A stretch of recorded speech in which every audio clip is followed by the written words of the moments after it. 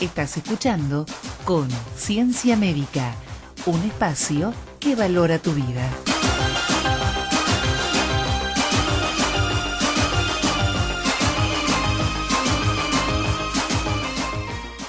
Tenemos el honor de tener a dos entrevistados a falta de uno, la arquitecta Lucrecia Pedernera Bartolucci, máster en Arquitectura Sustentable, oriunda de la provincia de San Luis, y al arquitecto Marco Nicoletti, también máster en Arquitectura Sustentable y oriundo de la ciudad de Roma.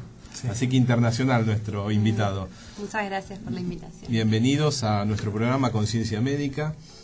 Y un poco cuando los invitamos, nos surgió más que la duda, la inquietud de que ustedes trabajan en un tema que tiene que ver muy en boga hoy con todo lo que es la ecología y todo lo que es la biosustentabilidad, y creemos que eso tiene mucho que ver con la salud de la gente, ¿no? Porque, a ver si nos explican un poquitito cómo es esto. Exactamente, inclusive la arquitectura sustentable se considera como que la arquitectura es un organismo vivo, que respira, que produce desechos como si fuera un cuerpo humano.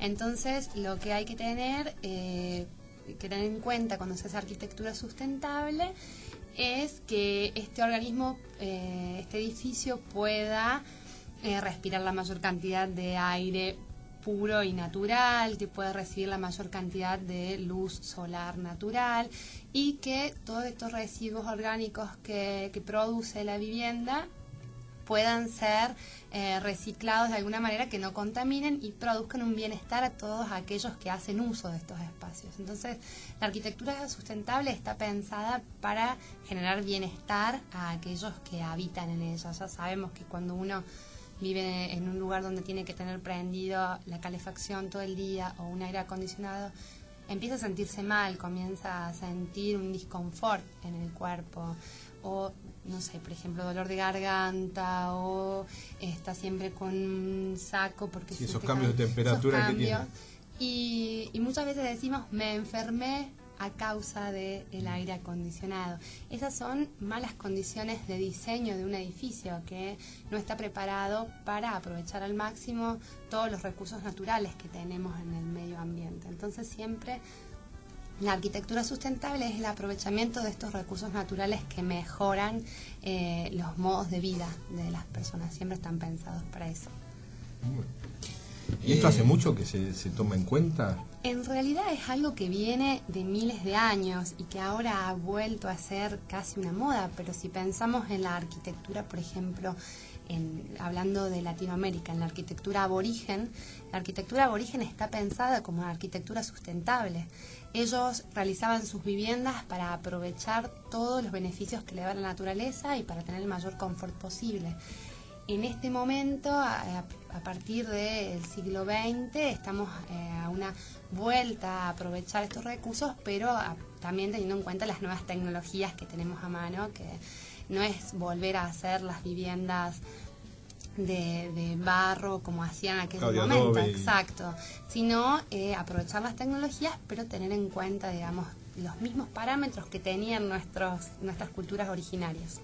Aquí no está el tema, por ahí piensa, bueno, volví a la choza o a la caverna de vuelta. Claro, no hay nada que ver con eso. Exacto, no, nada que ver. Y tampoco hay como extremos. Está la gente que piensa que va a ser la vivienda de adobe, o que tiene que ser una vivienda extremadamente tecnológica, con dispositivos siempre, paneles solares, eólicos, y no siempre es necesario. A nosotros la primera cosa que nos preguntan es, ¿y con qué se construye una casa bioecológica? Es con los materiales tradicionales. Incluso una de las cosas ecológicas, sustentables, es el uso del material del lugar, porque el transporte del material también contamina. Entonces yo puedo decir, estoy haciendo una casa sustentable, pero me hice traer el material de 1000 kilómetros, ya deja de ser sustentable porque contaminé 1000 kilómetros con el vehículo que traje. Entonces tiene en cuenta muchos parámetros, pero principalmente usa los modos constructivos de un lugar y los aprovecha teniendo en cuenta todos los factores climáticos de ese lugar. ¿Y también tiene en cuenta el uso de materiales reciclados? Sí, también se puede tener en cuenta. hay distintos criterios, disculpa. Hay gente, por ejemplo, arquitectos especialistas en sustentabilidad, que creen que utilizar el material, reutilizar, no reciclar, es la arquitectura sustentable. Por ejemplo, la típica casa de botellas, o en África hay experiencias con las casas hechas con neumáticos. Sí. A nuestro criterio, la arquitectura también tiene que ver con la estética, porque la estética de una ciudad, el paisaje urbano, también genera confort. Estar en una ciudad que uno dice es linda, genera confort. Y yo creo que ver una casa hecha de neumáticos no es algo estético. Entonces hay que hacer un equilibrio entre lo que es ser diseñador de una ciudad y lo sustentable. Pero hay muchas universidades, incluso aquí en Argentina, que están haciendo experiencias reciclando materiales y utilizándolos para la construcción. Por ejemplo, el reciclaje del plástico para realizar viguetas, o el reciclaje del vidrio para realizar aberturas. Entonces ahí sí se está reutilizando material, pero dándoles una nueva forma y un nuevo uso. ¿Qué motivó esta nueva línea arquitectónica? Decir, a ver, ¿qué fue? ¿Porque ahora se habla mucho de ecología o porque los costos energéticos son ya muy difíciles de mantener? ¿Qué fue el gatillo? ¿Tiene más o menos, hay un punto de inflexión que generó esto? Yo creo que el mayor punto de inflexión son los altos niveles de contaminación que se encuentran en nuestro planeta, que realmente en algunos lugares son indescriptibles y demasiado altos, y creo que no estamos tomando conciencia muchas veces de el daño irreparable que le estamos haciendo. Entonces considero que hay muchas organizaciones, muchos institutos e incluso muchos gobiernos que se han dado cuenta de este daño, y también se han dado cuenta que construir esta arquitectura sustentable no es mucho más costosa que construir la arquitectura tradicional, y que también te lleva a reducir los costos energéticos de una manera pero altísima. Si uno se pone a ver, nosotros en algunos proyectos que hemos hecho hemos llegado a reducir 4 veces el consumo energético de un edificio. Entonces llega un momento que también se ve eso en lo económico, a nivel económico, cómo se reduce, digamos, los gastos. Si yo tengo un edificio, una casa que no fue construido con estos parámetros, ¿puedo en algo transformarlo en sustentable o tiene que ser algo de cero hecho? No, totalmente se puede transformar en sustentable, no solamente con dispositivos activos que le llamamos nosotros, que son todos estos paneles solares, sino también generando dobles pieles, otros espacios que se llaman dispositivos pasivos, que te permitan ganancia de luz solar, ganancias de ventilación, quizás con el solo hecho de cambiar las aberturas, de utilizar aberturas selladas que impiden la pérdida de calor, o de abrir aberturas en otros muros quizás ciegos que te permitan abrir y te permitan generar lo que se llama ventilación cruzada. Se puede estudiar, cada caso, digamos, es diferente, no se puede generar un parámetro de decir, este es un modelo de casa bioclimática. Si alguien quiere vender un modelo de casa bioclimática, está mintiendo, porque cada terreno es diferente. Claro. Entonces, si yo tengo que hacer un proyecto bioclimático, tengo que estudiar ese lugar, ver qué árboles tiene, y si es un edificio que existe, también tengo que estudiar todo el contexto donde está ese edificio. Y sí, pero sí, en todo se pueden plantear, digamos, soluciones. Y dentro de los proyectos que hacen ustedes, obviamente me imagino que analizan desde el lugar, el terreno, como la orientación del viento, todo, ¿no? Exacto, va de lo macro a lo micro, digamos, se estudia todo. Por suerte, hoy en día con la tecnología tenemos software que se conectan a aeropuertos o a algunos lugares donde tienen todos los datos climáticos, que te permiten, por ejemplo, yo hice mi tesis de máster en San Luis. Yo estaba en Roma haciendo mi tesis y obtenía, a través de datos del aeropuerto de San Luis, obtenía todos los datos climáticos que necesitaba de mi terreno. Y me decían la velocidad del viento, las horas de sol de acuerdo al mes. Y uno va obteniendo todos los datos, y bueno, después necesitamos ayuda de otros profesionales, por ejemplo, geólogos que nos hagan estudios de la capa del suelo. Sí, de cada lugar, digamos, necesita hacer un estudio de los factores climáticos, biológicos, geológicos, para después, digamos, poder hacer todo un estudio preciso de la casa. Y en algún momento dijiste que si bien por ahí era un poco más el costo que tenía una casa que sea biosustentable, por ahí uno lo recupera con el ahorro después energético. Exacto. Y eso está estudiado, o sea, si uno invierte hoy en hacer una casa, ¿en cuánto tiempo recuperaría esa inversión? O Depende la cantidad de dispositivos que uno quiera utilizar, porque quizás viene una persona que dice yo le voy a poner paneles solares y eólicos y le voy a poner una gran cantidad de dispositivos activos, y otros dicen no, yo solo quiero hacerla con dispositivos pasivos. Entonces ahí va a haber una variable, cada caso es como particular. ¿Y qué serían los pasivos? O sea, los generadores eólicos de energía solar, bueno, nos queda claro. Esos son activos. El pasivo es, por ejemplo, el tipo de aberturas que se utilizarán, los materiales, por ejemplo, cómo se van a construir los muros, si se van a hacer, por ejemplo, buffer space, que son espacios que aprovechan, por ejemplo, vidriados delante de un muro que acumulan calor. Son dispositivos que no necesitan de una ayuda mecánica.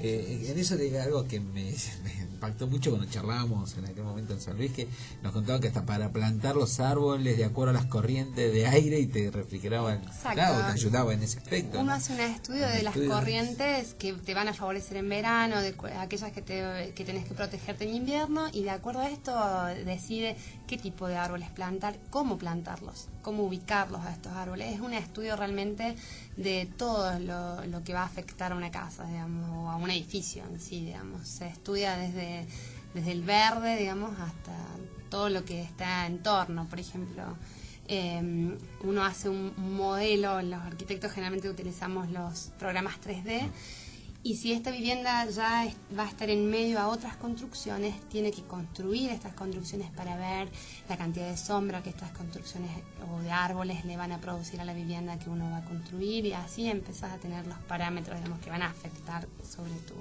tu edificio. Sí, todos los hechos humanos producen una transformación en los lugares. Entonces hablamos de poner en perspectiva estas transformaciones para conseguir un resultado que sea lo mejor conseguible, bajando los gastos, y que se pueden acelerar, se puede volver en la situación original sin producir daños permanentes. Claro. Y vos que sos de Roma, Claro, nuestra pata internacional. Se escucha. En Europa está muy avanzado esto respecto a nosotros, me imagino que deben tener unos cuerpos de ventaja, ¿no? Sí, Más de una tu cabeza. seña, Lucrecia, es Más de impresionante. una cabeza. En Europa es un cuerpo muy complejo. Sí. Una ¿Qué países agregación, son los que más desarrollan en Europa? bueno, hay como el bloque de los países del norte. Hablamos de Alemania, Holanda, Belgio, Sueca, Bélgica.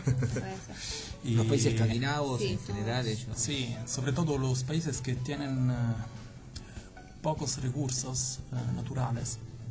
Pocos recursos. Hablamos, por ejemplo, de poca ganancia solar, Claro. que Tienen muchas horas de noche. han desarrollado muchísimo todo lo que sería la producción de energía sustentable,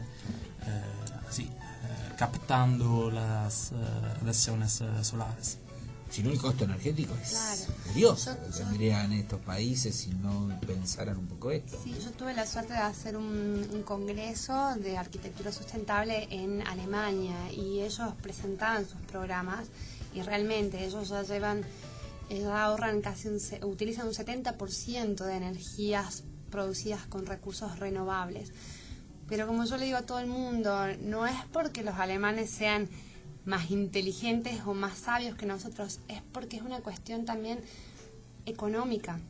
Claro. A ellos les reducen impuestos o les generan, tienen que pagar algún tipo de multa si no lo realizan. Entonces, bueno, también creo que esto genera cultura. Claro. De esta manera, si te dicen, bueno, vas a reducir te vamos a premiar bajándote los impuestos por X porcentaje, todo el mundo va a empezar a interesarse. Creo que esto es generalizado en el mundo. Entonces, además de crear conciencia, ¿no? Creo que no solo debe ser... Sí, la gente mucho, y también trabajan mucho en las escuelas. Que los niños y los jóvenes son los que... Es educación. Ellos tienen materias dedicadas a todo lo que es sustentabilidad, que aquí todavía es difícil. Incluso uno desde la casa, los niños ven a los padres que bajan la ventanilla del auto y tiran papeles. Entonces hay una publicidad que te muestra cómo los niños copian lo que el grande hace. Claro. Y en estos países nórdicos de Europa hay una cultura ya a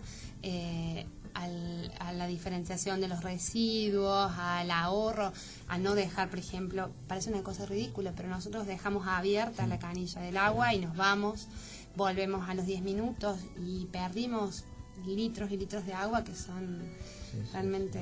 La luz prendida. La luz prendida, equipos enchufados.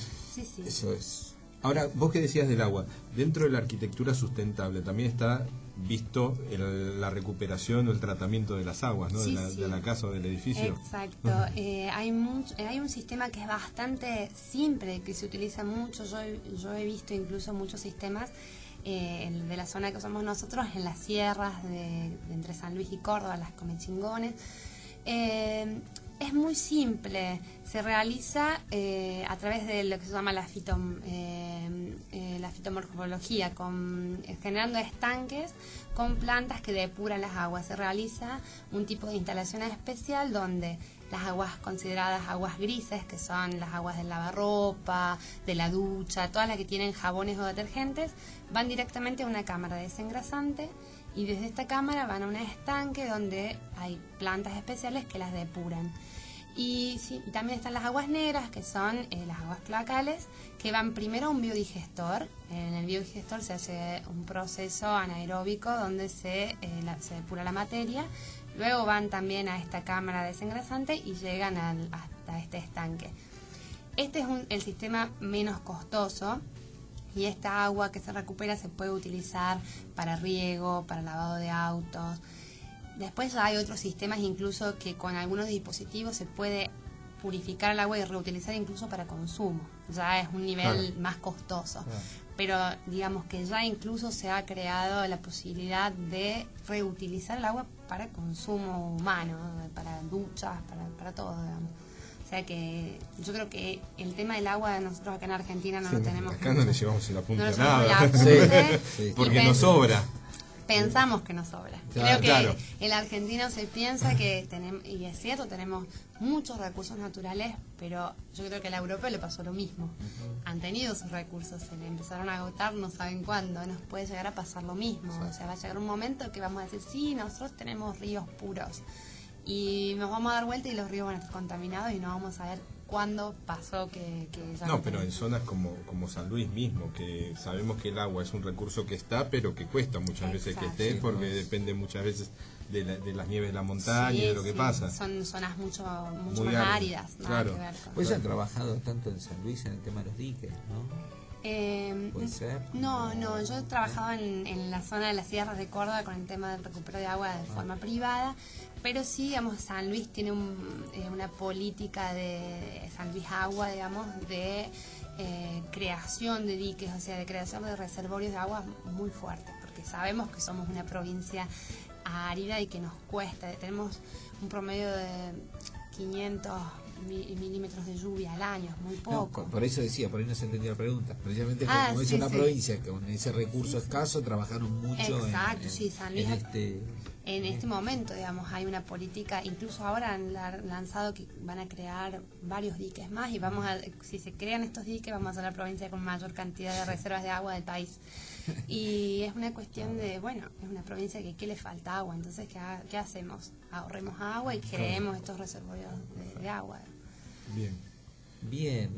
Cuántas cosas para preguntar. Lo que, escuchándolos, me surge en la mente la idea de que para llegar a hablar de todo esto varias ramas de la ciencia se han tenido que juntar Sí. para poder hablar de esto. Acá no es solamente poner dos ladrillos y No, termina. Acá no, tenés no. que hablar de geología, tenés que hablar de Es meteorología, entonces es Es interdisciplinario. interdisciplinario. Incluso, Por eso están acá, porque es pura ciencia esto, Exacto. porque si al arquitecto lo entrevistan dos médicos, pero No, ¿qué no. tiene que ver? Miren todo lo que tiene que ver, ¿no? No, yo, por ejemplo, en mi caso, que estando en Roma hice mi tesis de Argentina, gracias a Dios pude comprobar que los argentinos somos bastante solidarios y recibí ayuda de ingenieros agrónomos, biólogos, geólogos, que yo les pedía, ¿me podés enviar las condiciones climáticas o la flora autóctona que puede servir para la protección del viento típico de San Luis, que es el chorrillet?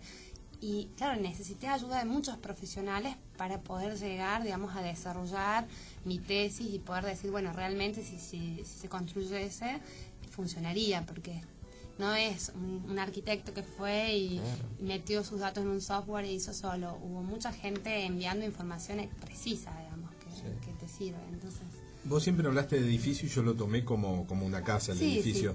puede ser Ahora, todo tipo de... claro, puede ser un edificio verdaderamente, un rascacielos que sea Exacto. biosustentable. Sí, sí. Yo creo que en el mundo hay muchos buenos ejemplos de arquitectura sustentable en edificios también en altura. Lamentablemente, como decimos a veces, los que se publican en grandes revistas a veces son los más comerciales, que tienen más de... Porque uno dice arquitectura sustentable y le viene a la mente un edificio verde, automáticamente. No en todos los lugares del mundo funciona esta arquitectura verde. Hay distintas maneras de hacer sustentabilidad. ¿Verde? ¿Qué te referís? Tener la fachada verde, el techo con planta, verde, con claro. planta, está Uno dice arquitectura sustentable y se imagina Sí. las plantas. Sí.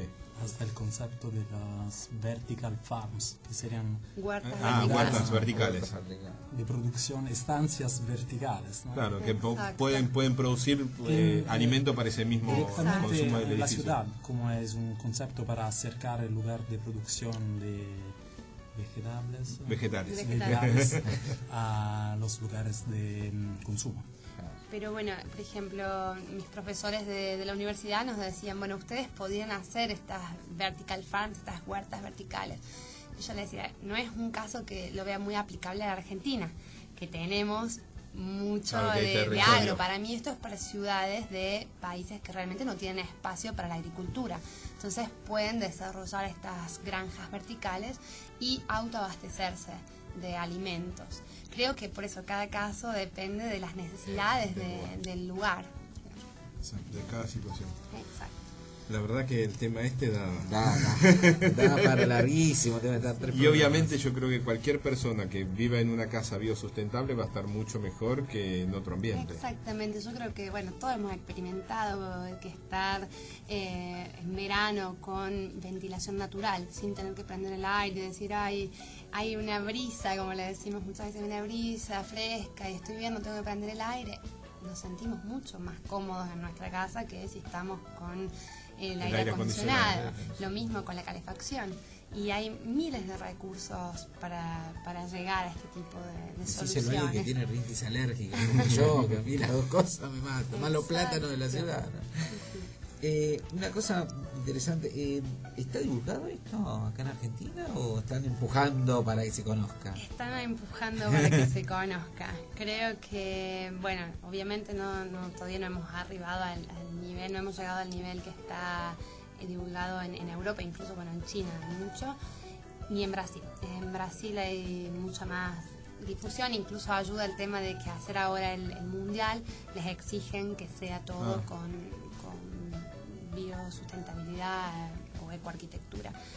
En Argentina hay muchas organizaciones trabajando al respecto, hay varios gobiernos también que están llevando esta línea, pero hay poca normativa.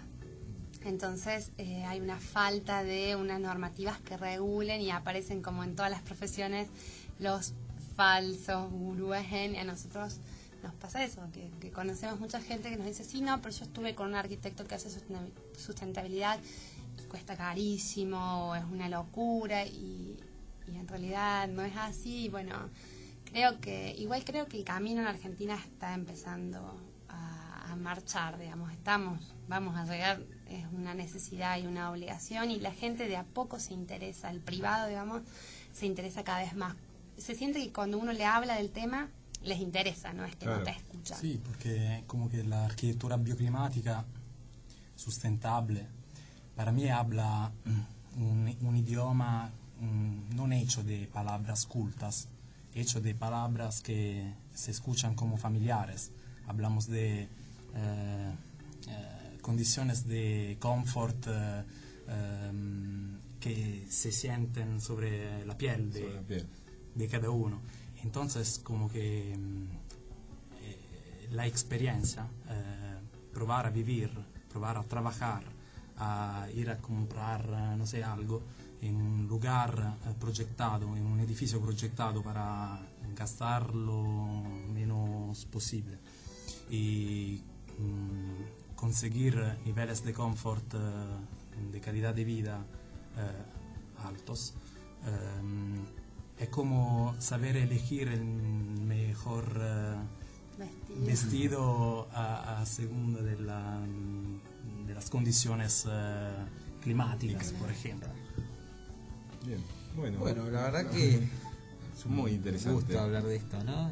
Y algo, bueno, tenemos el orgullo de poder hacer punta entonces para que lo divulguen por medio de Conciencia Médica, ¿no? Le agradecemos muchísimo la invitación, la verdad, y el interés que siempre han prestado, digamos, a este tipo de prácticas. No, los agradecidos somos nosotros en que hayan podido venir, porque sabemos todas las obligaciones y este viaje relámpago que han hecho acá a Buenos Aires, así que Lucrecia, muchísimas gracias. Marco, muchísimas gracias. Y tu castellano es mucho mejor de lo que decías, porque muy bien estabas. No, por favor.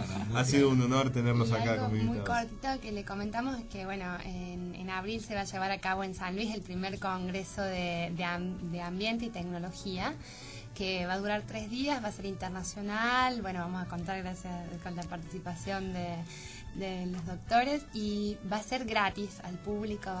Lo que queremos es concurrencia de gente y poder hablar de ambiente en distintas ramas, no solamente la arquitectura, porque como decíamos es algo multidisciplinario, necesitamos que todas las ramas se involucren. Entonces, bueno, el 18, 19 y 20 de abril del 2003 en San Luis los esperamos a todos, entrada gratuita, y vamos a hacer, digamos, vamos a empezar a hablar de este tema en distintas ramas y abrirlo al público. Sí, la verdad que nos han invitado a médicos a hablar de... Realmente es creo que, no sé, yo no me extenderé mucho en esto ahora, pero me parece que es bastante pionero, ¿no? Que médicos hablemos... Los médicos somos muy cerrados porque hablamos de medicina. Y entre médicos. Entre médicos. Ir a hablarle a ambientalistas, ecologistas, arquitectos, es todo un reto, y creo que está buena la interdisciplina y entrar la medicina, que hoy está en la nueva línea esta de la prevención, de volver a hábitos saludables originales, y esto es volver un poco a lo original. Creo que los puntos se tocan, se conectan, y bueno, tenemos que charlar y discutir entre nosotros, ¿no? Les prometemos que lo vamos a recordar, esto en Conciencia Médica, lo vamos a poner en Facebook, dar a conocer, y después cuando yo vuelva, obviamente vamos a contarnos por qué pasó allá. Les voy a contar todo lo rico de esto. Bueno, muchísimas gracias, Lucrecia, Marco.